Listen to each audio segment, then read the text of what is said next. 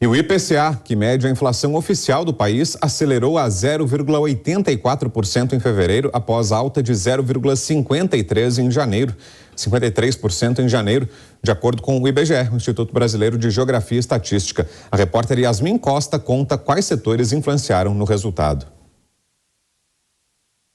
Considerado, a inflação oficial do país subiu 0,84%. Neste mês, 8 dos 9 grupos que foram pesquisados, somente o vestuário que registrou queda de 0,24%.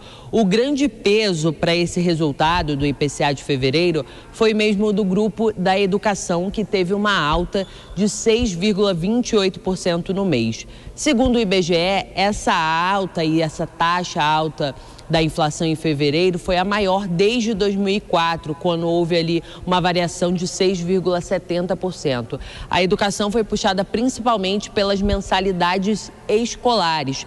Na sequência desse grupo de educação aparecem os grupos de saúde e cuidados pessoais, além de comunicação, habitação e despesas pessoais. O grupo de transportes ainda não foi pressionado em fevereiro pela reoneração dos impostos que incidem sobre os combustíveis, que será ali de 47 centavos para a gasolina e para o etanol 0,02 centavos, esse retorno dos impostos federais. A expectativa é que essa reoneração dos combustíveis só comece a apresentar ali impactos na inflação a partir agora do mês de março. No acumulado dos últimos 12 meses, a inflação está em 5,60%.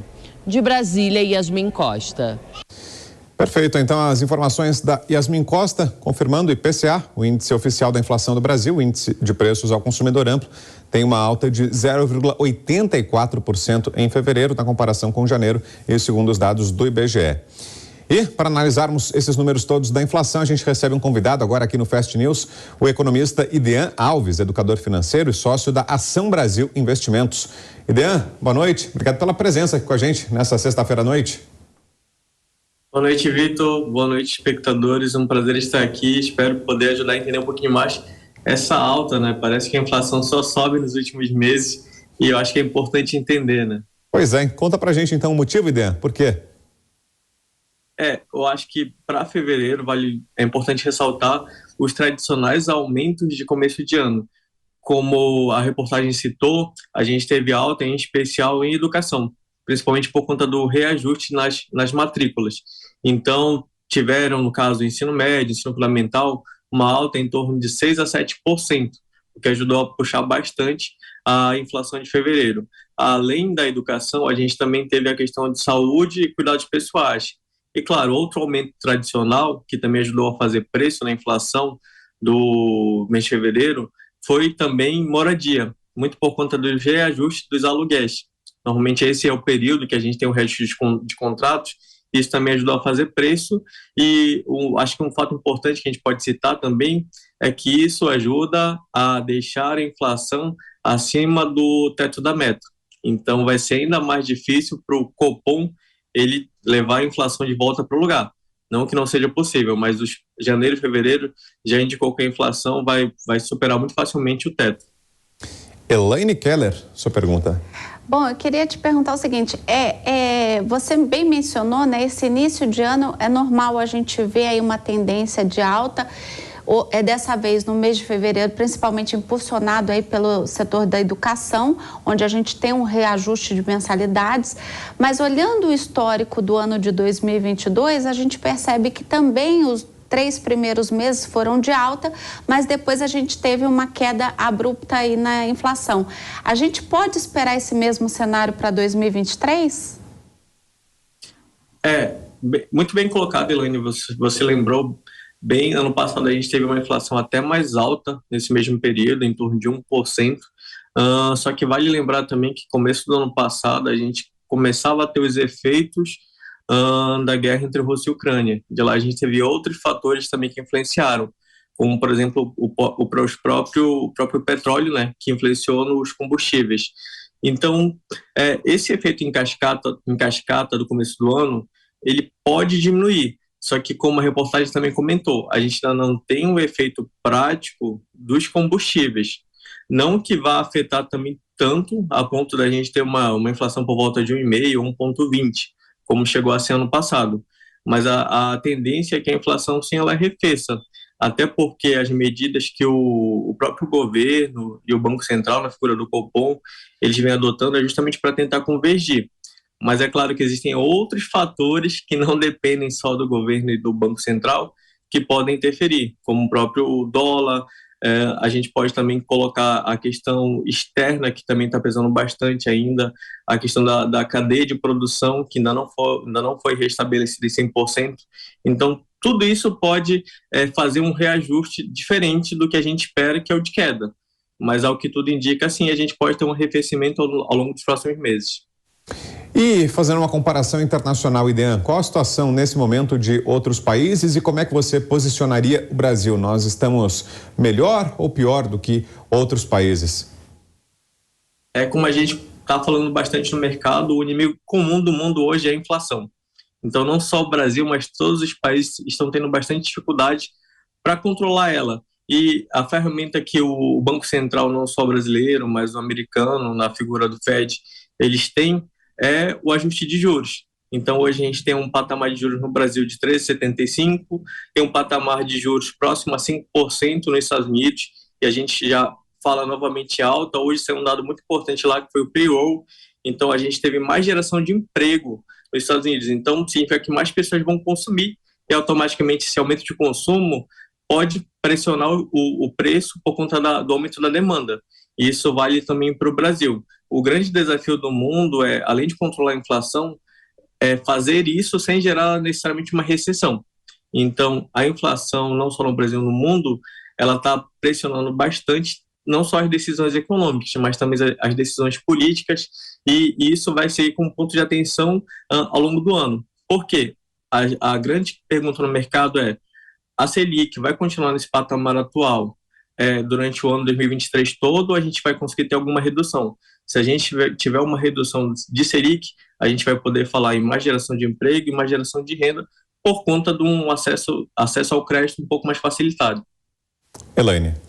É justamente nesse ponto que eu ia tocar. Eu ia te perguntar se você estava sendo portador de má notícia, ou seja, para diminuir aí a pressão inflacionária, a gente deveria manter aí, sustentar esses juros tão altos, que já foi até motivo de crítica aí do atual governo. Mas eu queria te perguntar uma coisa: essa inflação, ela é de oferta? Ou seja, se a gente aumenta aí a renda e o emprego com a queda de juros, você acha que, de fato, ela pode ter um impacto muito negativo na inflação, ou a gente consegue ajustar porque a nossa inflação ainda não é de consumo, mas sim um problema de oferta, até por conta de guerra e da própria ainda aí os resquícios da pandemia do Covid-19? Como você muito bem colocou, Elaine, a gente passa, sim, ainda pelo problema de oferta, mas, além disso, a gente tem que também... É um ajuste muito sensível, porque não é só simplesmente manter os juros no patamar atual, porque senão, em algum momento, você acaba deprimindo a economia. E é isso que o Banco Central ele também está tentando evitar. Claro que nos últimos meses a gente viu a inflação já tentando arrefecer. Só que quando o Banco Central ele olha para a sua tomada de decisão, ele não olha apenas o índice de preço. Ele também olha, querendo ou não, o nosso contexto fiscal, ele olha o prêmio de risco lá fora. O mundo ideal seria que a gente conseguisse controlar a inflação sem necessariamente frear bastante a atividade econômica.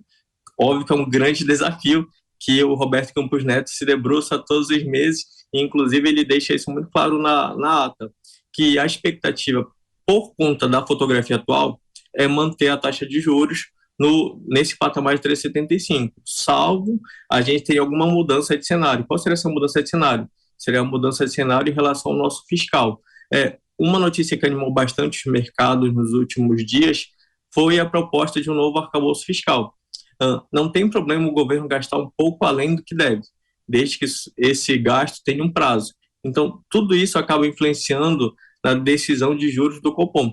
E se a gente tiver de fato um reajuste na oferta e a demanda crescer de forma saudável, a gente pode ter uma inflação um pouco mais próximo da meta. E também é um debate importante que o governo passou a ter, e o Roberto Campos Neto até retrucou esse debate inicial, que foi: vamos reajustar a meta de inflação. Só que mudar as regras no meio do jogo não é muito bem visto pelo mercado. Hoje o teto da inflação está em 4,75. Então vamos burlar, entre aspas, a regra, vamos aumentar para 6, 7, que aí ficaria um pouco mais palpável fazer a convergência para o centro da meta. Só que isso não seria muito bem visto pelo mercado, e o próprio Roberto Campos Neto já tentou, entre aspas, vetar essa ideia. Então, o modelo ideal seria controlar a inflação sem parar a economia. Claro que isso não é um processo tão simples, mas a gente entende que a economia deve melhorar ao longo de 2023,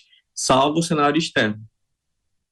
Sim, mas aí você também tocou no outro ponto que eu queria mencionar. Você falou que a meta é de 4% para esse ano, né? De 4% para esse ano, mais ou menos 4%. Só que a gente já tem aí uma inflação acumulada nos últimos 12 meses de mais ou menos 5,6%.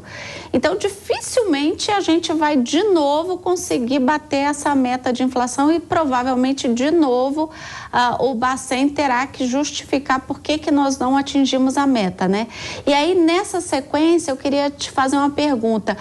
Durante o ano de 2023, o que você acha que vai pressionar mais o índice da inflação? Vai ser a reoneração dos combustíveis ou o nosso cenário no exterior com guerra na Ucrânia e o cenário de inflação aí nos principais países? Sim, sem dúvida. O que deve indicar, como você muito bem comentou, é muito difícil convergir para a meta atual. É estabelecida a meta e de lá qual é o trabalho do Banco Central na figura do Copom? É tentar convergir. Então ele tem apenas ferramentas técnicas que tentem indicar que ela fica em torno de 4,75, que é o teto. Só que, como você muito bem disse, é muito difícil, principalmente olhando os últimos 12 meses e os primeiros 2 meses do ano. Então, a gente está falando numa inflação de quase 1,5% em apenas 2 meses. Então, vai ser muito difícil convergir. Agora, o que pode fazer bastante preço na inflação ao longo do ano, salvo o reajuste, sem dúvida alguma, são os combustíveis. Os combustíveis por conta do aumento da carga tributária e também por conta do petróleo lá fora. Então, se a gente tiver uma economia que está buscando se recuperar, está buscando se aquecer sem entrar em recessão, então isso daí também vai fazer preço e vai ajudar a aumentar o custo. Porque quando a gente fala no aumento de petróleo, aumento de combustíveis, a gente tem um aumento em cadeia. Então não é só necessariamente o aumento do transporte, e sim um aumento de toda a cadeia produtiva, além, claro, a questão da oferta que ainda está sendo resolvida mundo afora. Existe uma grande discussão também no mundo sobre: será que devemos centralizar a nossa produção em 1 ou 2 países, ou será que a gente deve, de fato, voltar àquela globalização de forma mais diversificada? Porque hoje muito da produção do mundo está concentrada na China. Então, qualquer problema, qualquer acontecimento fora de rota, como, por exemplo, Covid, como, por exemplo, greve, e a própria China já sinalizou que ela vai crescer um pouco menos esse ano, então qualquer detalhezinho pode impactar o mundo, em especial o Brasil, que vai acabar pagando mais caro por esses produtos. Perfeito, a análise do economista Idean Alves, educador financeiro e sócio da Ação Brasil Investimentos. Obrigado, Idean, pela presença aqui com a gente. Um bom final de semana, até uma próxima. Boa noite. Obrigado, Vitor, até a próxima.